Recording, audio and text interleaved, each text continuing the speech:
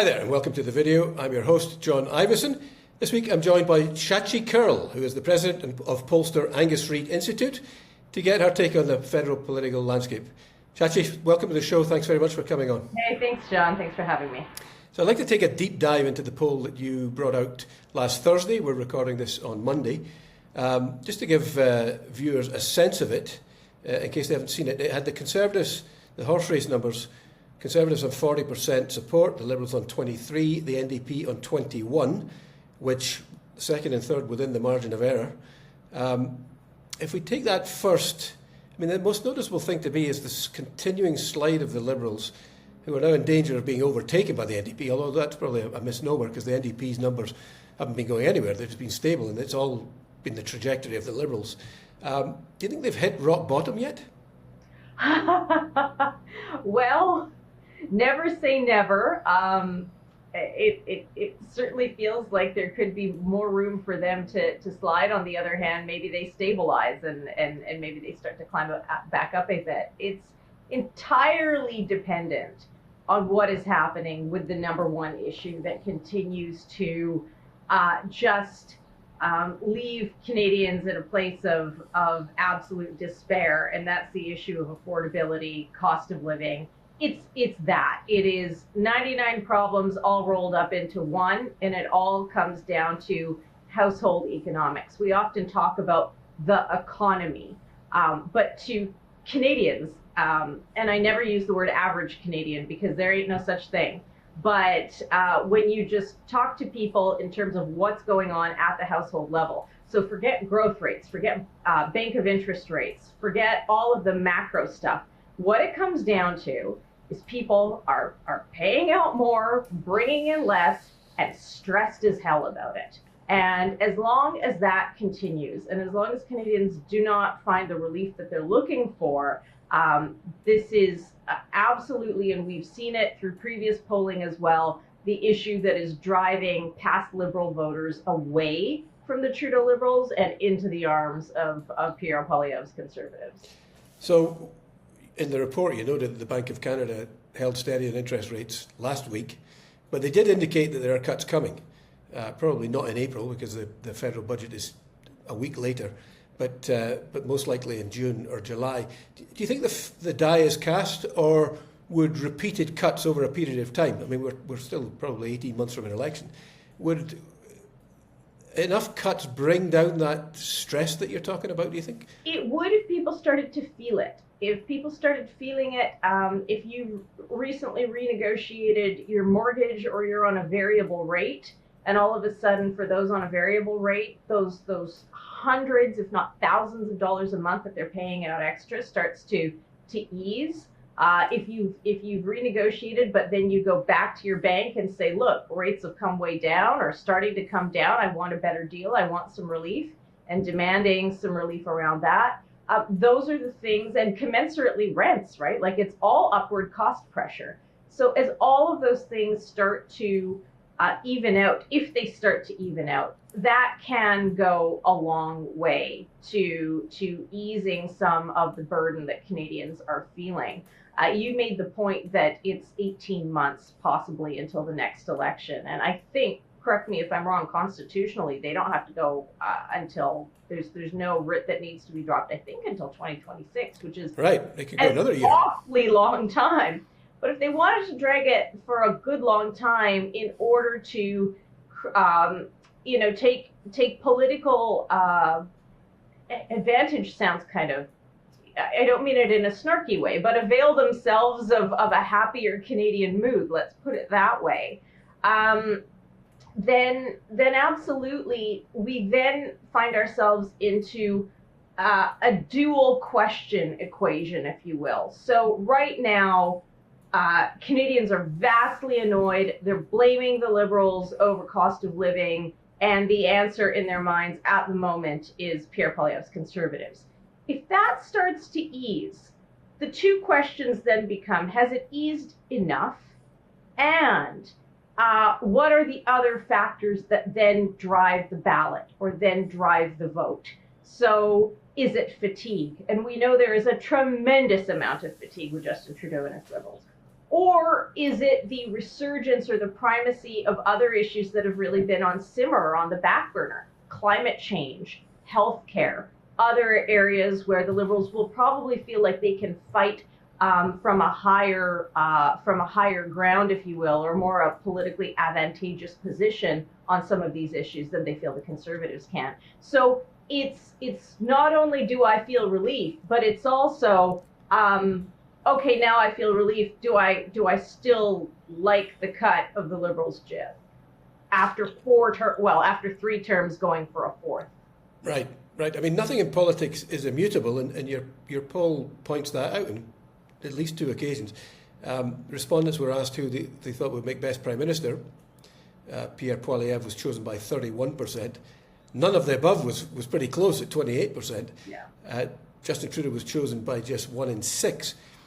But as you point out, just 4 months before he won in 2015, he was considered the 3rd best Prime Minister behind Stephen Harper and Thomas Mulcair. Similarly, his approval rating is just 1 in 3, with 2 in 3 disapproving. This is Justin Trudeau.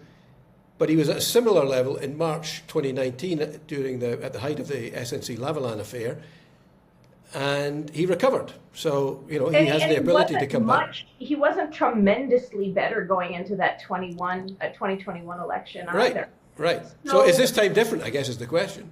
So, and really that's the question.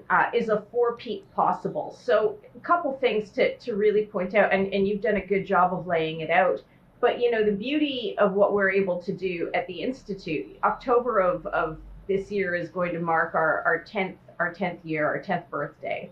So we've got all of this lovely tracking data, and we can tell you, where the Prime Minister was in 2015. He was nowhere. He literally sort of came out of the political hinterland to take advantage of a campaign situation. Similarly, went into 19 as the underdog, went into 21 as the underdog. And I've always said that the Liberal Party, are experts in wedgeology. They find that wedge issue and they find a way through to really sort of make voters who may be unhappy with them, tired of them, looking for an alternative to certainly to an extent in 19, especially in 2021, to come back and go, you know what, I'm going to hold my nose and vote for you because I don't like the Conservative alternative.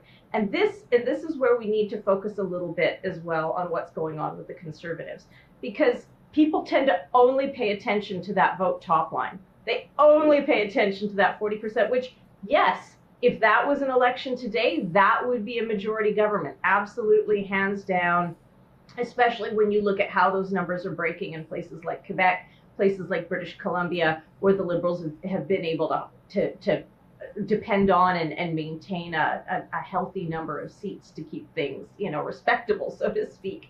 But what happens is that it's important to point out that while Pierre Poilievre's party is surging, he himself, in terms of his own personal popularity, is hitting a bit of an upper ceiling, and he is not getting the kind of swooning popularity numbers that a Brian Mulroney had in '84, or indeed a Justin Trudeau had at the end of that campaign in 2015. I mean, there's a majority who have an unfavourable view, right? And that has been pretty consistent. Correct, and he continues to have a challenge with negative favorability ratings, especially with women. And so, again, when it boils down to almost a single issue for swing voters, which is affordability, you solve that, it becomes a different election. It's a completely different election where the ballot issues have changed entirely. Now, on the other hand, tell me at times in history, and I would challenge anybody, like a 4-peat is a really remarkable thing to pull off, especially under the same leader. It's not as though we've seen a change in leadership and the new leader comes in and they're fresh and all the rest of it. We've done polling in the past about how someone like a Chrystia Freeland or a Mark Carney polls. They do okay with past Liberals who say, oh, well, if there was a change in leader, I'd come back. But they're not picking up any swing votes. They're not picking up any Conservative votes. They're not siphoning any NDP votes. So I'm not sure that the math works even if they pull their own base back. They've just lost too much support over time. The other thing to point out on that best PM number is yes, Poilievre is seen as best PM at that 31% mark, which is, higher than Trudeau, higher than Singh. But at the same time, if you look at where Andrew Scheer was, or Aaron O'Toole was, or even Stephen Harper was on that best PM question, they were all hovering around the same 30% mark, and it wasn't necessarily a guarantee of success. So these data can be instructive, but they're not necessarily the whole ballgame. Right. I mean, and Trudeau's approval rating remained about 1 in 3 Canadians, and essentially he won an election in 2021 with the support of 1 in 3 Canadians, and we know that he can, if not rely on the support of the NDP, he can probably. It would be a good bet that if the NDP came in third place, that they would prop up a Trudeau government, as they are doing now. So I guess if Trudeau can put doubt in the minds of the jury about Poilievre, and their support number comes down, he doesn't necessarily have to get that much more himself. If you look at some of our recent past polling, John, one of the things you'll find is that the ceiling for the Conservatives in the best possible scenario on the best day could be as high as 50+%, 54%. On the worst day, however, it sinks to 27%. If there are enough left of center voters, and it's important for everyone to remember that the country in terms of vote intention and small p politics skews more left and center left than right and center right. It's just, that's the math. I know a lot of people watching this will start throwing eggs at the screen at this point, but that's the reality of it. If you find that if the Liberals are able to really square and frame this election as some sort of existential battle between the heart of the right and the heart of the left, they will be able to count on, number one, a lot of disaffected and soft Liberal voters possibly coming back, but also drawing NDP votes. That's a bad day for Jagmeet Singh. But that is how they found and carved a path to victory over the last 2 elections, and have the potential to do it again. And the big question then becomes, is the appetite for change something that is so strong that it supersedes any reservations that center-left voters may have in casting a ballot for Pierre Poilievre or seeing Pierre Poilievre and the Conservatives in government, especially when we start to see other issues pop into the narrative. So we talk about the culture wars or gender or those types of things. Where have the Conservatives done well in talking about one thing that is not particularly ideologically sensitive? And that's affordability. That's cost of living.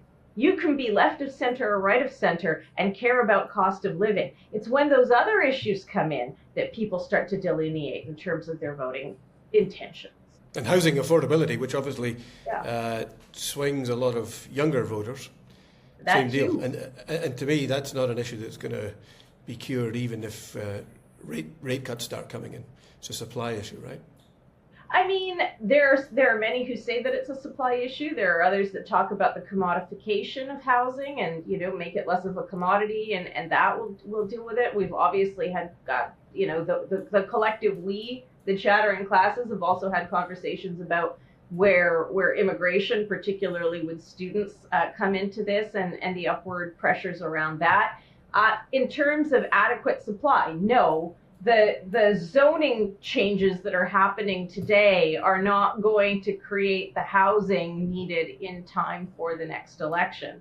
But other aspects of it, particularly around cost of living, cost of groceries, hydro, electricity, all of those upward cost pressures that come from inflation, those have the potential to come down. So it's sort of a bit of a wait and see, which is why none of us expect to see an election anytime soon. So, well, let's talk about Jagmeet Singh, because your poll has him viewed quite favourably. He has secured, apparently, big policy gains with dental care and pharmacare from the Liberals. Yet his party is becalmed in the polls. More Liberals seem to be happy with the confidence and supply agreement than New Democrats, and I can see why. The pharmacare bill to me was a very thin piece of legislation, and I don't know why they didn't push harder to get what they wanted. But do you think Singh needs to be more forceful as a leader if he's going to position himself as the alternative to Pierre Poilievre, for example? That's an interesting question, I feel like that's a better question asked of Singh's strategists than me. However, what I would say is history can be instructive in situations like this. We know, for example, that it's rarely the junior partner in these types of agreements, whether it's in a provincial legislature or whether it's in Parliament, that comes out the better for it. We know that from examples in the United Kingdom. We know that from examples in Ontario going back to the Ray and Peterson era. I know that sitting here in British Columbia from previous legislatures as well and minority governments. So Mr. Singh will be doing well to continue to push for what he can push for in this situation, because based on what history tells us, it is unlikely that voters will go, oh gosh, thanks Jagmeet Singh, thanks for all of that, and now I'm going to go cast my vote for the NDP, while Justin Trudeau is flapping in my ear saying, you vote for that guy, you're actually electing Poilievre. And that will be the conundrum for left of center voters. The story of the NDP is it's not the worst of times, but it's not the best of times. So the worst of times, you and I will know, was when the NDP was mired in single-digit numbers for quite a long time. Jagmeet Singh has managed to keep hold of the tiller in the post-Leighton years, keep the numbers at about 1 in 5, and that's where the NDP is consistently and solidly, anywhere between 16 and 23%, never lower, never higher, really, maybe 24, but I can't remember off the top of my head seeing them higher than 25 anytime recently. So that data point that you mentioned just off the top of the show about the Liberals being almost, in a place where they're competing for those NDP votes, that may have the NDP sort of getting a bit of a gleam in their eye and saying, there's an opportunity here. But it's also important to remember that Jagmeet Singh consistently polls as one of the most personally popular leaders in the country. It has not translated into votes. He suffers a little bit from what I would call maybe Elizabeth May syndrome or Green Party syndrome. And I say this lovingly, Elizabeth, if you happen to see this, it's that people absolutely love the leader, like the leader a lot. It doesn't translate into the ballot box. I went on the campaign trail with all three campaigns in 2021, and the most fun by far was the NDP, and they still believe in it all. It was kind of an antidote to the cynicism of other campaigns. But all those ridings we went around, particularly in Vancouver, BC, I think only 1 or 2 of them came over, and I think they were hitting on the wrong issues. People like him, but they don't see him. They still think he's a bit lightweight, I think. Just looking, I think we've kind of mapped out how it is still possible for Justin Trudeau to be the comeback kid. Like stranger things have happened. Planes get hit by lightning and they keep flying. Right. But it's rare. Big but, the thing you mentioned, which seems to make that unlikely, is the time for change number. And looking regionally in the poll, not many bright spots for the Liberals. In Ontario, the Conservatives are on track to double their seat count as they did in 2011. They've got 37 MPs at the moment. Quebec, the Liberals are in 3rd place, which must be, given all that they've done for Quebec, must be very discouraging, which would essentially leave them an island on the island of Montreal, just their Montreal MPs, I think. It's a long way from election day, as we've mentioned, but it does feel like a save the furniture campaign, don't you think? Unless something major happens that we can't see. And this is where the fulsomeness of time and the tightening of polls, and again, I would say over under on likelihood, yes. It seems by all accounts today in March of 2024 that the next election, whenever it happens, is more likely to be a change election than not a change election. But would it be a majority or a minority? Will disaffected, angry, annoyed Liberals continue to park their votes with the Conservatives, or will they have a moment of a gut check? So much of this, at the end of the day, we focus a lot on, can Justin Trudeau do it? Can he do a four-peat? Can he be the comeback kid? So much of this will actually be a referendum as well on Pierre Poilievre. And if the Liberals are able to frame it that way, that is probably their best and brightest hope. And that's where message discipline, not only from the Conservative leader, which we've seen him wobble on a few times in the last couple of months, after a very long run of really tight message discipline, not only from the leader, but from his caucus, from his candidates. You can't have bozo eruptions. You can't have caucus members or candidates saying things that are politically unpalatable to that tiny, tiny swing slice of voters who, it's the thin edge. You say they'll just stay on cost of living, they'll come with you. Deviate from that, they might walk away. And so that's where the length of time and the fulsomeness of time to do that, you're running a marathon at this point if we don't expect an election until next year. That's, it's a lot different between running a race and running a marathon. I would say that that for the first half of this marathon, the Conservatives have done pretty well. They've managed to hold on and build on a lead for the better, for more than a year now, for almost 18 months. The question is, can they finish strong in the second half? And anyone who's done any long distance running knows you can feel buoyant right to the end and then feel right at the end like you can't take another step. So really, pace discipline, message discipline, campaign discipline is going to be very, very key. Right. Okay. Well, let's wrap it up there. Thank you very much for your time and your wisdom. Thanks, viewers, for watching, and we'll see you next time. Okay. Thanks, John.